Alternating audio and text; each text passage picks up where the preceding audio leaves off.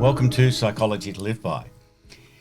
In this roundtable today, I'm joined by my very knowledgeable and insightful friends from Nettwerk Music. That's Terry McBride, Chairman and CEO, Colleen Novak, Artist Manager, Chris Norwood, Chief Strategy Officer, and Karen Mix, Director, People and Operations. We're going to discuss the music, creativity and mental health podcast I recorded recently with Jon Bryant, who is a Vancouver-based alternative singer, songwriter and multi-instrumentalist. This was a thoughtful and illuminating podcast, and I highly recommend listening to it. Themes in this conversation included Jon's latest album, Therapy Notes, which is exploring the therapeutic role of music in processing emotions and life experiences, how music can help transform difficult life experiences into something bearable, even beautiful. The relationship between creativity, mental states, and environmental conditions. How meditation helps Jon access creative mind states. Creativity as an integrating process that allows individuals to trust their own process more. The concept of love and its spiritual dimension, especially as it involves surrender. How the music industry rewards narcissistic behaviour and has become a social media popularity contest while offering little financial security. And how Jon credits a more structured lifestyle focused on regular exercise, healthy eating and balance for his career longevity while managing multiple creative pursuits including music, acting and visual art. As you can see, it was a wonderfully diverse conversation, and I hope you love it too. And the beautifully lyrical song you've been listening to in the background is Street Level by Jon Bryant. But now, to my great friends from Nettwerk Music to garner their insights from the podcast. All right, and here are my great friends from Nettwerk Music. I hope you're all well. Are you all well? Fantastic. Well, let's get the show on the road. Who would like to kick off? Very interested in your insights and questions and observations, but based on this podcast. I can go. Fantastic. It's always hard to be the first, isn't it? It's like sitting at the front of the classroom, Dr. Chris. Yeah. What really resonated with me that has been kind of come up in my life over and over again is the meditative state and mind. Meditative mind state. So I was really interested in the conversation, how you were talking about how meditation can help cultivate creativity. And it just made me think of like, it kind of feels like a reboot. And through the quieting of the mind, being kind of like a reboot of the brain. So I know you talked about it in the podcast, but I was wondering if you could dive a little bit deeper into what's actually happening there. If you are able to successfully achieve that quiet mind state, because that's a practice in itself, is just being able to achieve that state. But if you are, what's actually happening where you allow yourself to get into that more of a deeper creative state? Blimey. Okay. That's a big question. But I'll try to contain it to its relevance to creativity per se. So one of the problems with in trying to be creative, usually we're focusing on something that's important to us, but it's a puzzle, or there's an impasse, in other words, it's something that requires creativity to surmount that impasse or that complexity, right? So otherwise we could just calculate our responses, right? Meditation is one way to shift the brain to a more expansive sort of mode, right? So if we're in our day-to-day operations, our brain is usually runs down its more used pathways fairly quickly. So you don't need to think very much. It just sort of it flows. You've already laid down those pathways. It's sort of automatic, right? So our normal levels of expertise in whatever it is, that's the way they function. You've practiced them in that, now they run themselves. No need to create new pathways, right? To create new pathways, the brain and the body needs to be in a different sort of state. And meditation is one way of getting the mind into this state where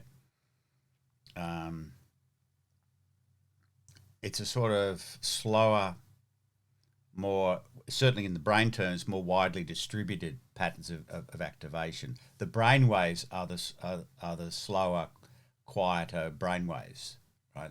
So you're right, it can be quite hard to reliably get into that state. And of course, meditation is a well-attested way to do it, but even then it's not that easy. All right.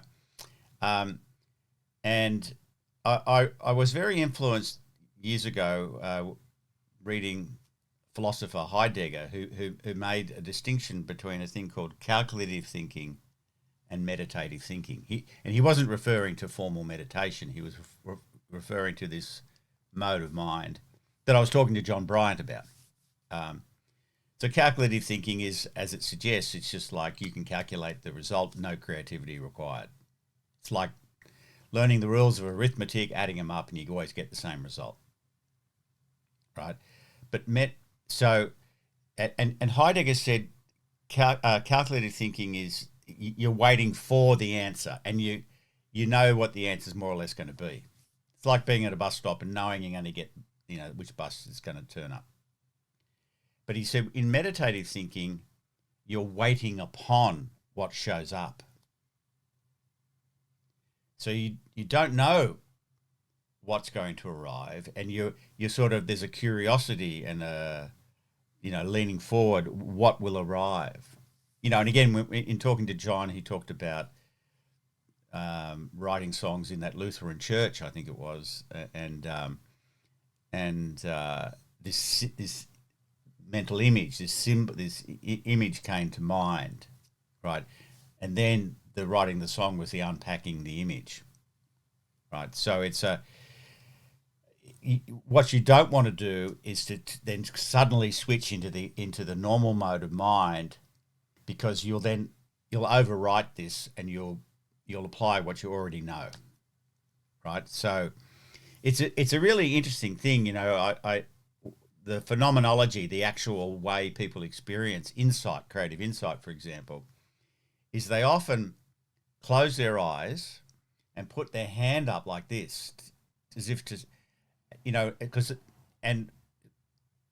that's if other people are around, because they don't want other people talking, and they don't want to let in any more information, because they're waiting for this connection to solidify itself. Because if you get distracted at that point by our normal calculative thinking, the literal neuronal connections don't get wired up, right? So, but there's many ways of reaching that meditative mind state. You could do it fishing, or lying in a bath, or listening to music, or falling in love, and being in a state of pure receptivity. That's such a partial answer to your magnificent question, but were there some fragments in that actually answered your question? No, absolutely. Absolutely. I think that really lands with that, what you know kind of thing. Yeah. And like being open to what you don't know when you're getting into that meditative state. Yeah, there's a lot of, research around this, that creative people have a higher tolerance for ambiguity, so they can sit in the question longer. Mm-hmm. Someone else has said that what you know is the enemy of creativity.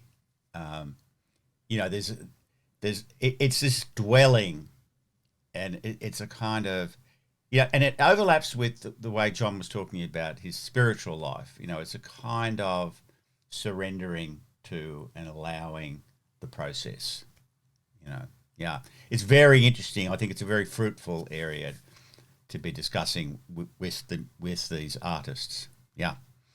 What else, guys? I'll try and do it in his 6 word philosophy. Here we go. Can you expand on mobile theory? Okay. I only use 5 words. I'm happy with myself. Yeah, yeah. And then you just spoiled it by adding those. No, I did. So, um, so the idea of the mobile, just for people who haven't listened to the podcast, I'm thinking of those mobiles that we often hang over babies' cribs. And they typically have one piece at the top that then goes to 2 and then to 4 and then maybe to 8. And the child might touch it and the whole thing moves. And it was using that as a metaphor for the relationship between what rises into consciousness that we can grab. In this case, with John, we were discussing a particular image. So that might be the very top of the mobile. And the unconscious significations, the vast networks, presumably neural networks in the brain, represent all these lower levels. And of course, it's much more complex than a simple mobile, but the principle is the same. That I think the point I was making there too is that there's often a bias against emotions as being primitive and very simple, and the unconscious being unruly and wild and needs to be tamed or something like that. And rather than that, the mobile theory of mind is to say that the reason the unconscious is it's so complex that our frontal lobes, probably an important aspect of the ability for consciousness, if I can put it that way, consciousness that we can be directly aware of and repeat. It's a limited capacity processor. It can't handle huge complexity, but it can reach in and insight processes. It's like the undermined, this unconscious consciousness communicates to the conscious mind via some metaphor or image or symbol that is resonant like a mobile of all that architecture underneath, right? And this is why I think creative insight is so healthy, because it's integrating. It's suddenly we can integrate our conscious thinking with this deeper reservoir of significance and meaning and connection, right? So that's what I'm trying to get at. And it's why music, for example, carries such deep significance to people, because, and we talked with John a little bit about that, in terms of sort of type of universals or archetypes, that we assume that there are certain symbols or images that are going to resonate with other people and open up that lower levels, that full architecture of feelings and meaning and significance and so on, right? Otherwise, the whole project wouldn't work if there wasn't some commonalities. How'd I do, Terry? Did that answer? Yeah, okay. Got the thumbs up. Well, that's high praise indeed. All right, so far so good. Both really deep and excellent questions. Kind of leaves Colleen and Chris. What's going on in those wonderful minds? I can go. Yeah. I don't have anything deep Well, or complicated. we'll see. But you covered a lot, and Yeah. I found there were, 10 different things that I thought were really resonated. And he's been through a lot. He And has. I think that I was interested to know at the end of it whether or not he found the conversation helpful. He's already come to terms with a lot of his struggles and a lot of the challenges with the music business. And I mean, a divorce, Yeah. religion. I mean, I know. he just A seemed, cult. yeah, Yes. He's exactly. done more than any of us have. Yeah. But We he didn't was actually so, discuss that issue of him finding himself in a cult and then extricating himself. But yeah, no, I wanted to know more about yeah, it, but I'm sure it's very complicated. yeah, Um, but I think it's just like some of the other musicians that you've interviewed. I think that they've all really kind of come around to understanding themselves, or they're really working hard to yeah, figure out, like you said, not being self-conscious and not, getting away from themselves, but also figuring themselves out. And I yeah, just, yeah. I think it's really, it's what we all try to do, really, at the end of the I, day. I think so. I mean, as you know, I think of creativity as a sort of human trait. It's not confined to creative artists. That it's a quality of the species, and and uh, but we've all got the same kind of task, and ultimately, I think it does have to do with this learning to accept self and not worry about self so much, and be more outward oriented. Mhm. So it's not all about.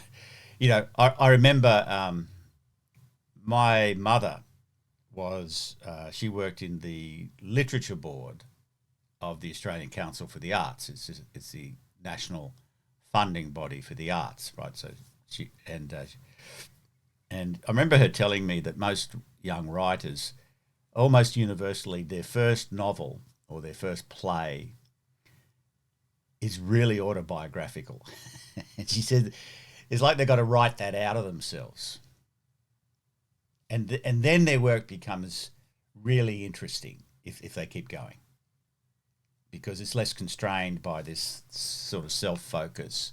Of course, it's always autobiographical in some sense in that it's coming through them, but there's a little more distance now. And look, and to answer your question, I think John did get things. I could see the light bulbs going off in his mind a few times in the conversation, particularly this idea of the symbol or the images um, being integrative. I seem to recall he had an interesting. He said it's like when he was processing. I think it was the difficult experiences of the divorce. When he was writing those songs in the church. He said it's like it was in a box now. Remember he used that, and he can pick that box up and re-experience it. But you got this sense in which now it's an integrated part of his experience, not a dislocating or overwhelming part of his experience. And And he I kept think they're saying emotional boxes, and he had a whole pile of them. yeah, yeah, and but they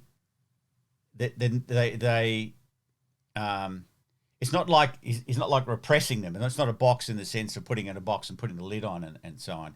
It's more like it's got its place, and he can move on and not be overwhelmed by it or dislocated by it. And I think creativity generally has that kind of integrative, very healthy aspect. Um, what was the other thing you said, Colleen? You were talking about the other artists. Um, I don't Can you know. remember? Oh, just that how they're Oh all yeah, very, you yeah, know, well-rounded, and they figured themselves out. And I mean, I with an think Emily James was the same way. Rosen Revolutions were yeah, the same way. I agree. Yeah. No, and look, I think network music should take some credit for that. I mean, certainly the artists themselves deserve most of the credit, but this fits in with our conversation about the psychosocial factors in the music industry. what you're providing is a kind of model where, and I think you even mentioned it with John, the idea of the middle class musician, and I reference that Terry and I've often discussed this, that it's a real positive image of a professional who can have a career and a life and be balanced and more integrated.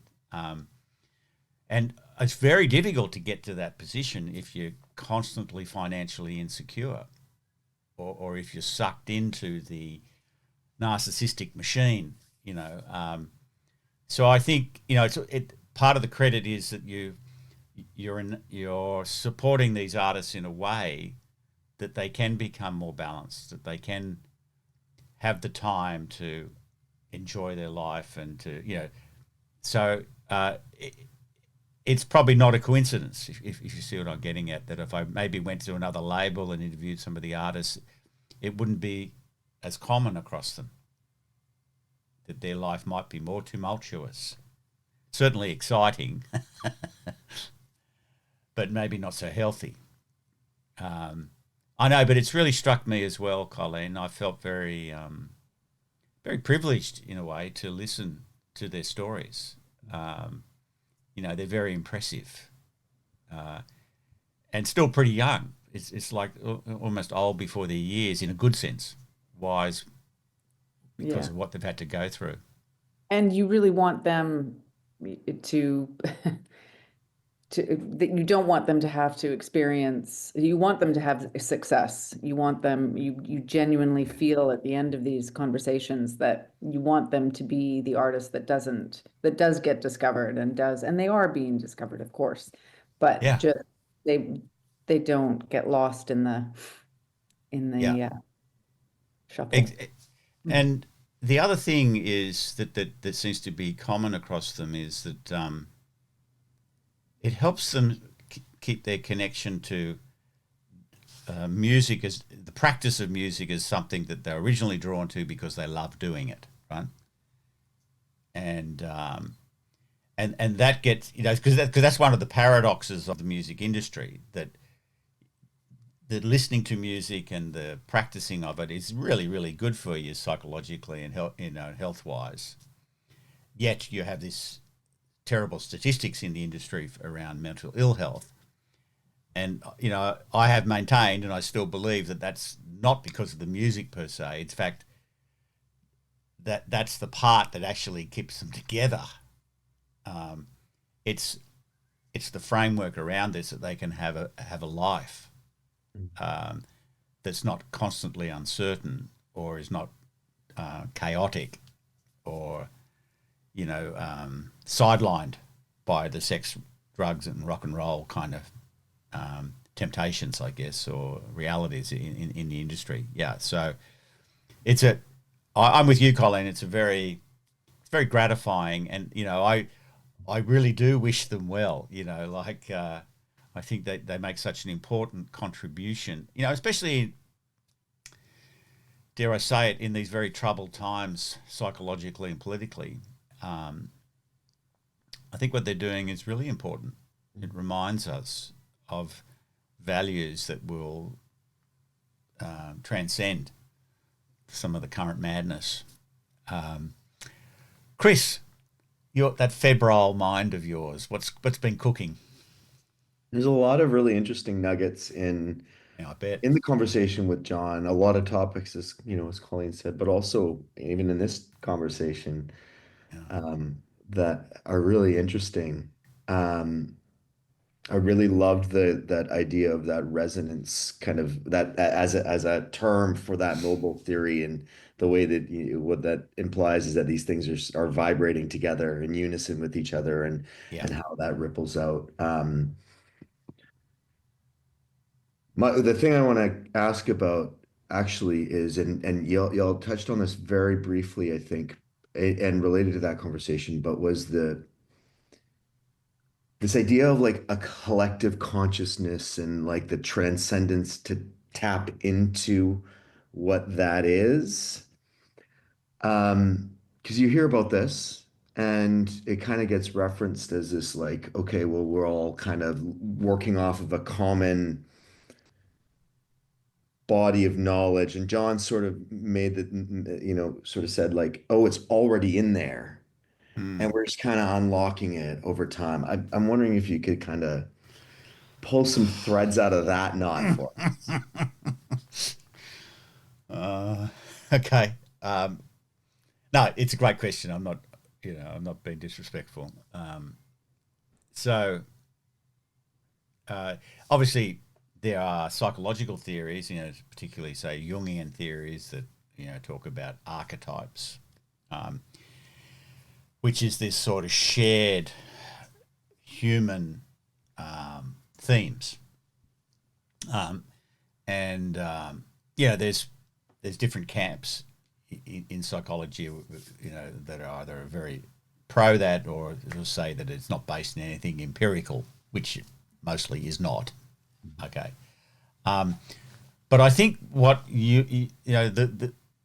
what this idea of a universal resonance or transcendence or tapping into, I think that's real, and we sort of touched on it in the conversation with John in the sense of, well, we're human beings. There are universal themes that no doubt come from our biology and our enmeshment in a world, right? So, like love or experiencing the whole range of emotions that would be, relatively speaking, universal. So I think, and there are universally recognized facial expressions, like laughter and smiling and so on. So yeah, obviously there's going to be a bedrock kind of commonality, though I think it will be vastly elaborated in different cultures at different times, right? So I don't think, but there'll be these core things. But your question is then more about this sort of way of tapping into it. And the idea of transcendence. Now, Scott Barry Kaufman is quite well-known contemporary psychologist, and one of his books is called Transcendence. He writes, and there's another book, I've forgotten the author right now, there's a book called Awe, A-W-E. But so there is a sort of contemporary interest in this experience of identifying with something that is much vaster than self, but in a sense is an aspect of self. It's like, and if you're like sitting in nature, there's a sense of I'm a part of this in some sort of way, right? Or when you fall in love with someone, you're full of awe for the other person. There's a sense in which your own identity starts to drop away, and it becomes a we rather than two me's, right? And I think in music it's similar, that there is this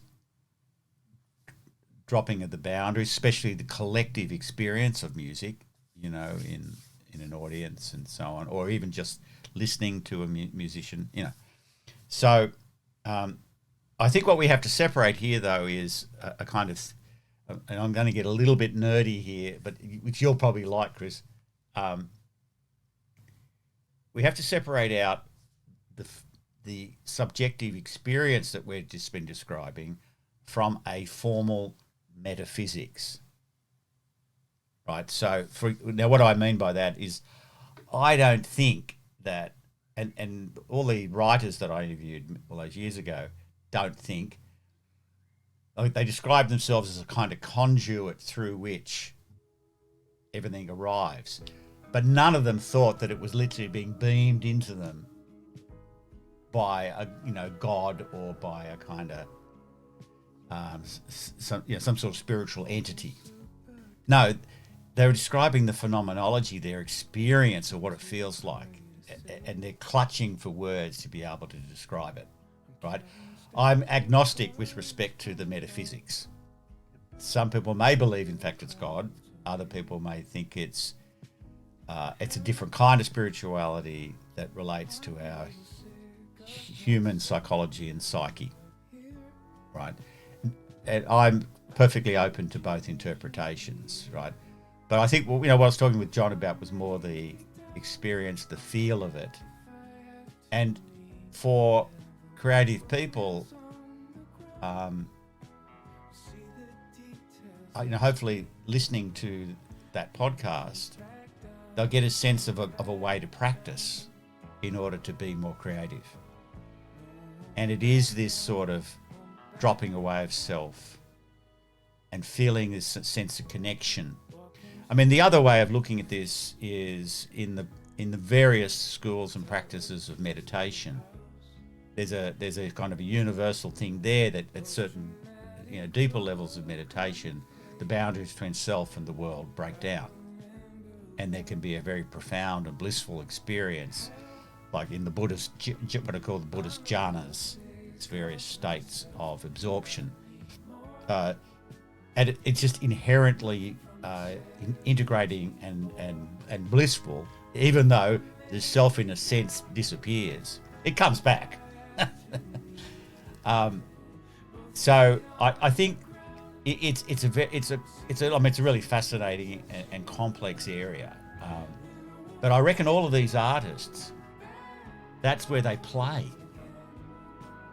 That's where they want to get to that state, so that the portals of the mind, as it were, are opened up and things can flow, right? And it's maybe this is an area that we can think about in a later series of maybe focusing a little bit more in detail, because I think people will be fascinated by this. All right, you're nodding and smiling, Chris. I hope that was a partial answer. All right, my friends. As always, I always approach these roundtables with excitement and trepidation. It's like, what the hell are they going to ask me? And as usual, you did not disappoint. You both excited and scared me. So well done. And I look forward to our next conversation. And all I have to say now is appreciate you very much and take great care. Thank you. See you guys. Bye-bye. Once again, in the background, you've been listening to the beautiful strains of the song called Street Level by Jon Bryant.